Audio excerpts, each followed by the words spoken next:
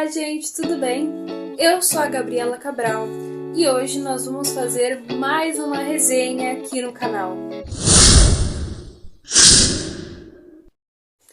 Bom, gente, hoje nós vamos falar de um dos melhores livros que eu li em 2022. Bom, vocês sabem, eu tinha umas metas para cumprir, não consegui cumprir todas, mas esse livro estava na lista e foi considerado o segundo melhor. Isso se não for junto com o primeiro que eu coloquei, que foi 1984, que foi o livro do Balzac, Eugênia Grandet. Gente, esse livro aqui é muito bom. Ele tá meio acabadinho, até saiu uma parte aqui, porque acabou quebrando, ele já tá antigo. Eu fiquei muito triste, mas não tem muito o que fazer. Então, gente, esse livro aqui, assim, vou falar aqui primeiramente o que eu achei, né?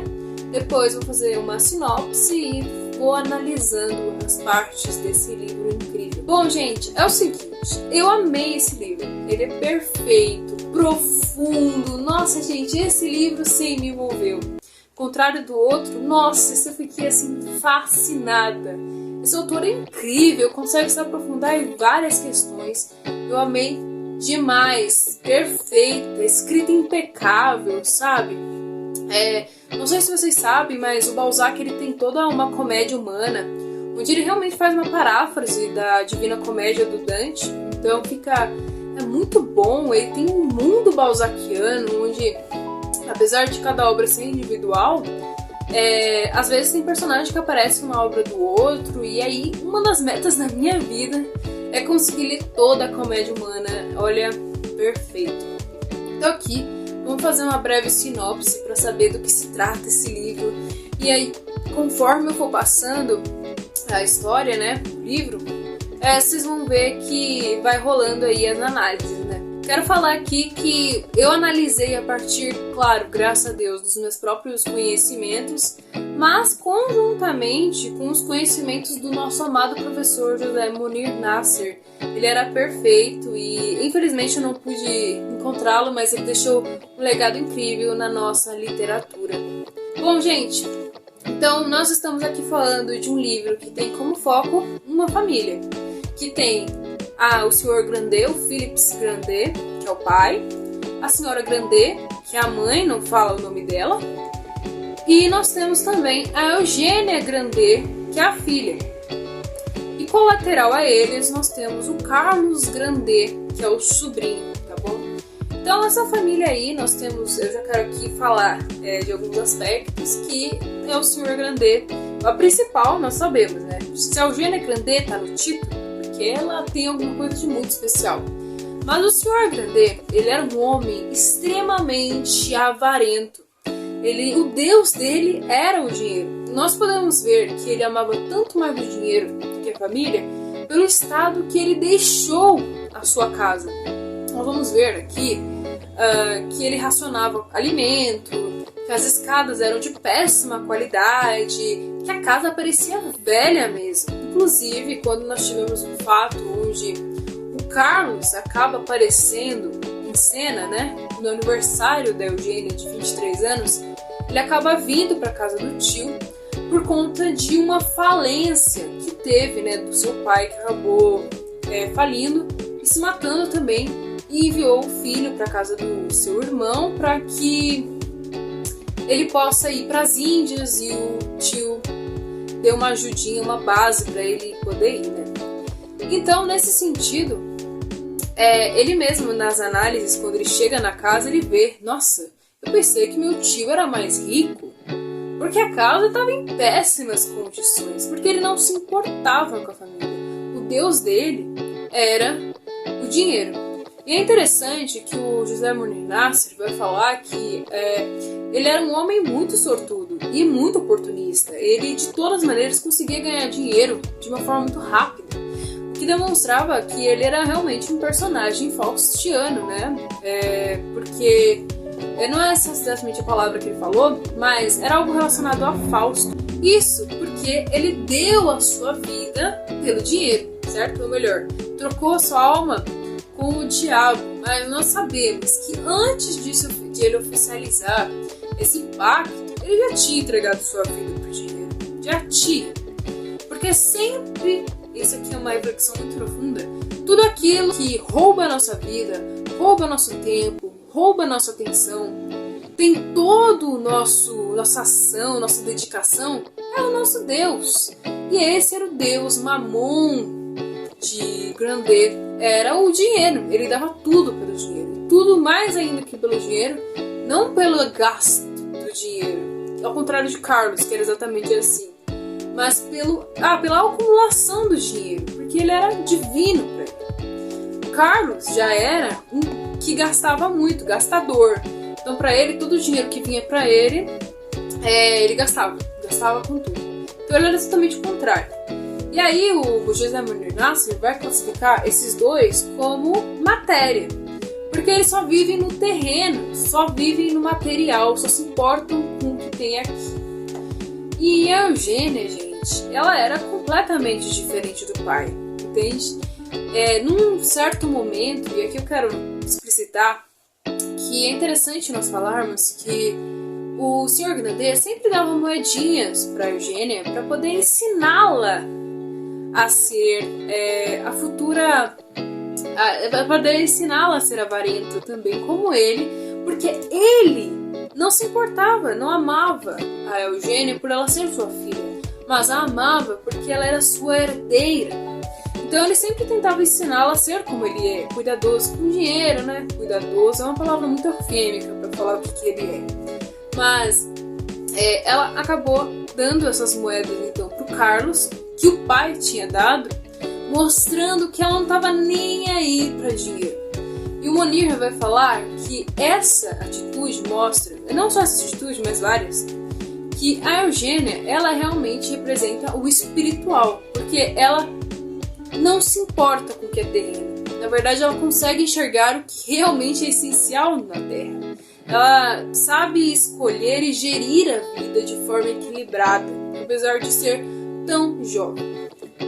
Aí o Carlos acaba indo, né? Ele acaba indo para as Índias. É interessante que o Grandet ele tenta ajudá-lo, né? Mas essa ajuda, gente, até eu acho que a Ayn Rand ficaria muito triste de saber que eu tô colocando um conceito dela no Grandet, que ele age muito de acordo com o objetivismo, né? Tudo pra ele é pra poder ter algum benefício próprio mesmo. Ele não faz nada pelo outro por amor. Ele faz por puro algum interesse próprio no meio.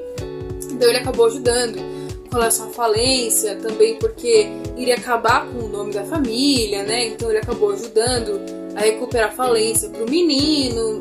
E ele acabou indo para as Índias depois de um tempo. E aí ficou muito tempo, inclusive muitos anos, sem notícia dele. E a Eugênia, que nós podemos ver que se ela deu todo esse dinheiro que era do pai, na verdade assim, vamos colocar aqui, esse dinheiro que ele dava para ela não era dela mesmo, né? Ele sempre queria ver as moedinhas, ele sempre estava querendo ver, então ele não tinha dado para ela de verdade.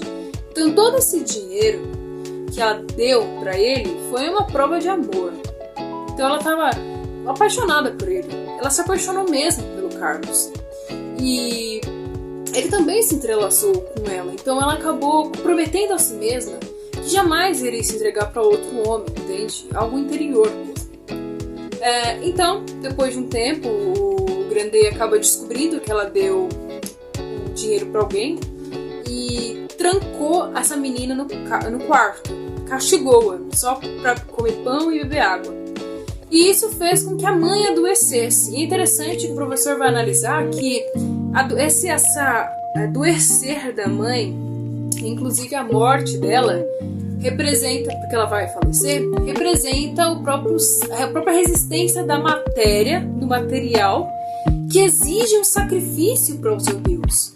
Porque assim, apesar de o Grandet ter se reconciliado com a filha depois de um tempo, ele não se reconciliou por amor, como nós já podemos imaginar, mas porque se a mãe morresse, porque a mãe só ficou doente porque amava a filha, tinha muita afeição e acabou ficando doente, se a mãe morresse, ela teria todo o direito de requerir, né, requisitar a parte da herança que adivinha da mãe. E aí ele não queria que isso acontecesse, acabou ali tirando a filha castigo para poder a mãe se recuperar, só que ela não suportou, acabou morrendo como sacrifício pelo dinheiro, sem ele saber, mas pelo sacrifício de Grandet ao dinheiro. E assim, Eugênia, ela acabou deixando a herança para lá. Ela não estava nem aí para isso, ela era um ser superior a isso. Então ela deixa isso para lá, o Grandet fica muito feliz com isso, só que ele acaba morrendo depois de um tempo, né? Aos 82 anos ele estava ali na morte. E temos um caso muito interessante, que é quando nós temos um ritual, eu imagino que seja um ritual católico, onde o padre estava colocando uma cruz, assim, na boca dele, e ele tentou alcançar com toda a força dele o ouro que estava na cruz. E aí, a partir desse momento, nós temos duas perspectivas, né? Tanto que ele era tão obcecado pelo dinheiro que ele quis pegar o ouro, tanto pela perspectiva de que ele tentou alcançar o espiritual, mas daí já era tarde demais. Ele tinha trocado a vida dele pelo dinheiro. E é interessante de quantas vezes, no último momento, as pessoas buscam as coisas e aí não tem mais jeito, acabou-se o tempo. E aí, depois da morte dele, a Eugênia fica só. Ela herda todo aquele dinheiro e ela acaba recebendo notícias do Carlos. Isso ela já tinha 30 anos. E o Carlos mudou completamente. E é interessante que uma das partes que fala por que ele mudou, fala porque as leis eram muito mutáveis. Ele ficou cético com relação ao mundo. Ele viu que não havia justiça no mundo. Porque e se em um país era proibido alguma coisa, em outro país era permitido. Então ele achava tudo aquilo tão ilusório, perda de tempo. E é interessante nós analisarmos a partir de uma visão, porque o Balzac era jurista, ele era um advogado. Então a importância de termos um sinal de moral, né? Uma bandeira, algo que nos direcione, um alvo para que nos baseemos na vida. E o alvo do jurista, né, do jurídico pelo menos, poderia se basear na chamada lei natural, aquela que é imutável e abarca todas as pessoas, universal, pré-convencional, porque ela não é feita pelos homens, mas é algo transcendente. A Eugênia é a representação da estabilidade, porque ela é espiritual. E a lei natural também é estável, porque ela é transcendente, ela é metafísica. Então ela com certeza vai ser algo com estabilidade.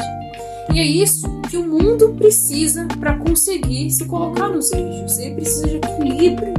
É por isso que o mundo está desse jeito. Ele não consegue ter um foco, não consegue ter um alvo, não consegue se colocar sobre um domínio próprio, né?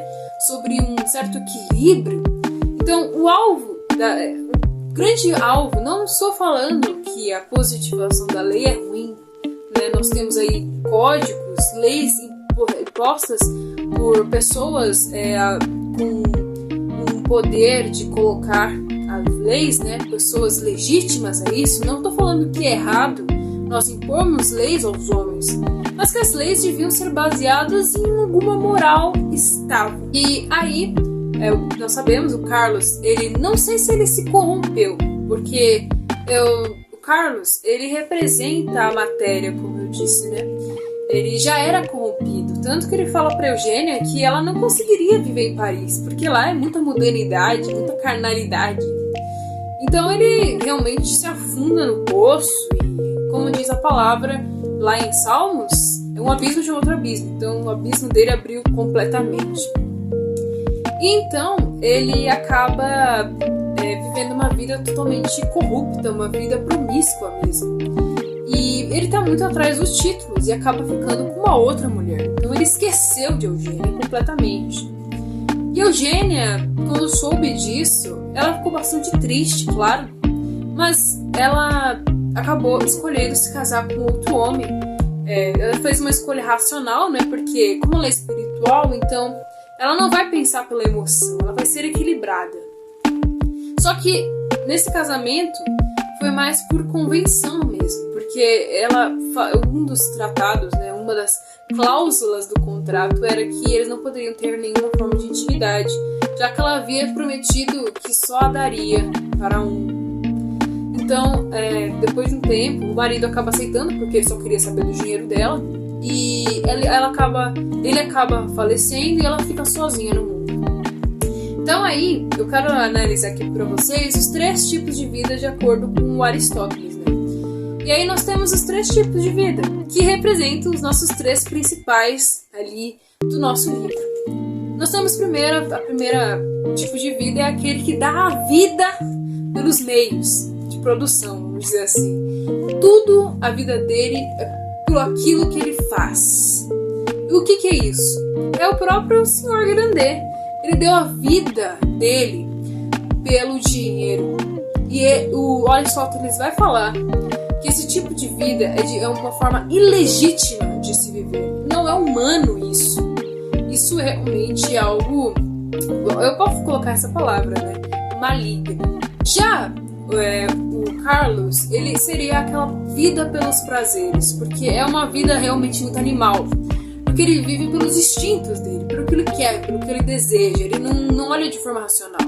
Então essas 2 formas de vida que nós falamos vivem apenas no presente, não vislumbram nenhum futuro, não veem nenhuma consequência de seus atos. Para ele só existe o agora. Ao contrário da última forma de vida, que é a vida contemplativa, aquela que representa totalmente a Eugênia espiritual, aquele que sabe administrar tudo e sabe também valorizar o que realmente é essencial. Ela vive uma vida contemplativa. Ela é a única que consegue enxergar as coisas de verdade, porque os outros estão cegos para os seus próprios desejos. Eles não têm a verdade, né? Como no vídeo passado falamos, a realidade faz com que nós podemos mudar as coisas, transformar as coisas. E os outros não poderiam fazer nada, porque eles não enxergavam a verdade, estavam trancados nas suas próprias ideias. Então, gente, esse livro aqui é essencial, fantástico, eu amei. Eu com certeza deve ter muito mais interpretações do que isso, mas eu amei demais. Esse livro aqui foi um dos melhores livros que eu li na minha vida. E eu pretendo, se Deus quiser, ler novamente, com toda certeza. Espero que vocês tenham gostado dessa resenha. Eu espero que vocês leiam este livro e tirem suas próprias conclusões sobre esse fantástico livro que eu amei demais. Então, gente, eu agradeço a toda a audiência de vocês por estarem aqui no canal comigo. E um grande beijo a todos. Tchau, tchau.